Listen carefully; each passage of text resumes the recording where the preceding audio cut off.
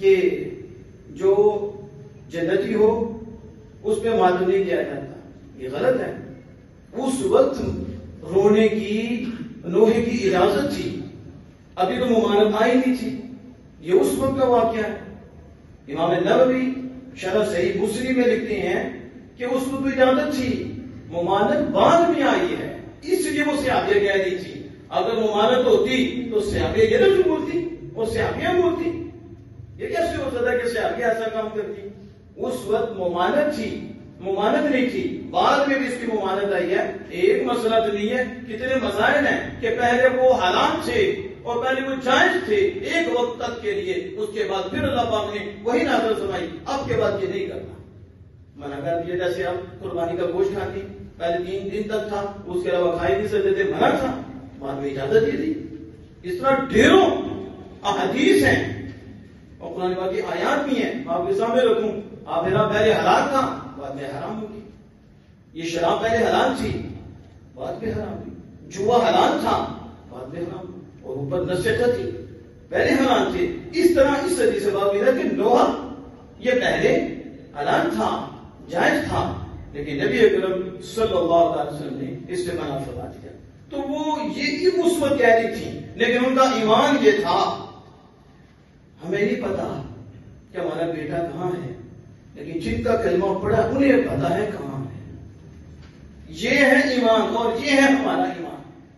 ہم کہتے ہیں اس لیے قرآن کو بھی رکھو، حدیث کو بھی رکھو، صحابہ کے کردار کو رکھو، پھر اہل سنت کو دیکھو تو تم کو کہ واقعی جو صحابہ کا عقیدہ ہے اتنا عرصہ گزر جانے کے بعد بھی اہل سنت جماعت کا وہی عقیدہ ہے۔ سبحان اللہ۔ اب صحابہ کی مشرکہ تو ہوگی کہ جو حضور سے پوچھ رہی ہیں کہ میرا بیٹا کہاں ہے، بیٹا شہید ہوا ہے، بیٹے کی ناش پڑی ہوئی ہے، صحابیہ کو نہیں پتا بیٹا کہاں ہے، وہ پوچھنا چاہتی ہیں کہ جنت میں یا جہنم میں، یہ کون بتائے گا کہ وہ جنت میں ہے یا جہنم میں؟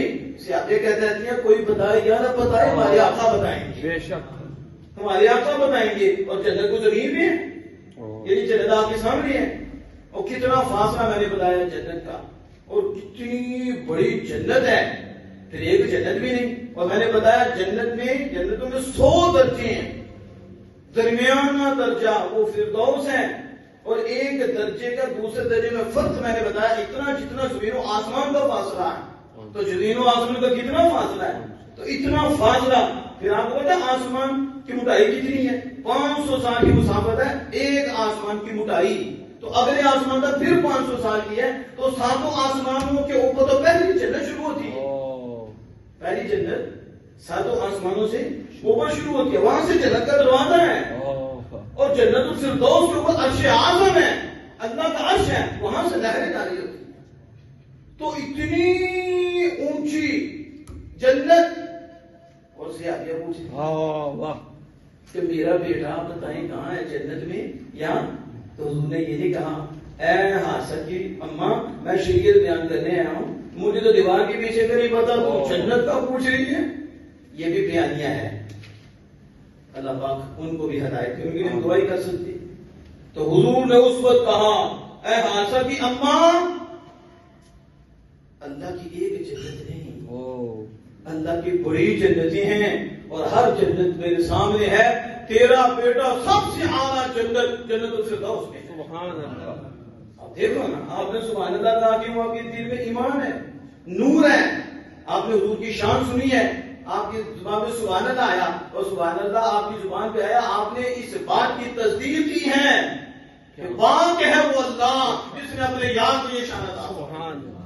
یعنی آپ کہہ رہے ہیں کہ یہ اللہ کی شان ہے جو اللہ نے اپنے یاد سے دکھائی ہے۔ تو اب جب یہ بتایا حضور سید عالم صلی اللہ علیہ وسلم نے، کہاں ہے وہ جنت الفردوس میں، یعنی کہ کوئی بھی بندہ ایسا ہے جو مومن ہے، اس نے آخر جانا کہاں ہے؟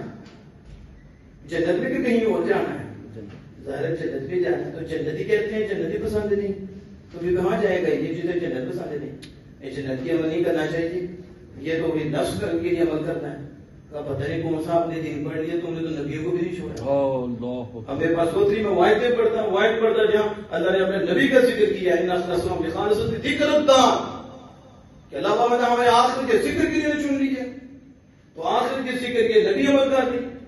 اور ادھر کہہ رہے ہیں کہ نعوذ باللہ من ذالک یہ ادنا لوگوں تھے، بلکہ تفسیر مظہری نے، یہ جو صاحب تفسیر مظہری والے ہیں، انہوں نے اس پہ کلام کیا.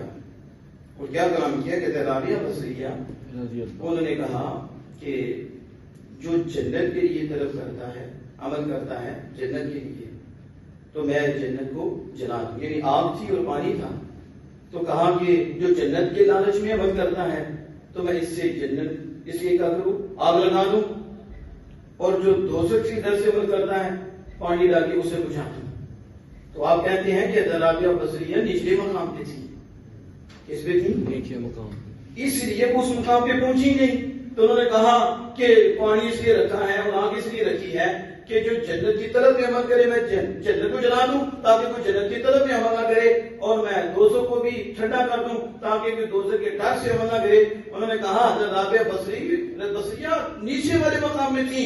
اللہ اپنے نبی کا ذکر فرما کے کہہ رہا ہے کہ وہ آخرت کے لیے ہم نے چننا ہے اور وہ آخرت کی عمل کر رہے ہیں. تو نبی سے بھی اونچا کسی کا مقام ہے. انہوں نے کہا وہ نیچے مقام پہ تھی اس لیے یہ بات کی، اگر وہ بھی اس مقام پہ پہنچ جاتے تو کبھی یہ بات نہ کرتے.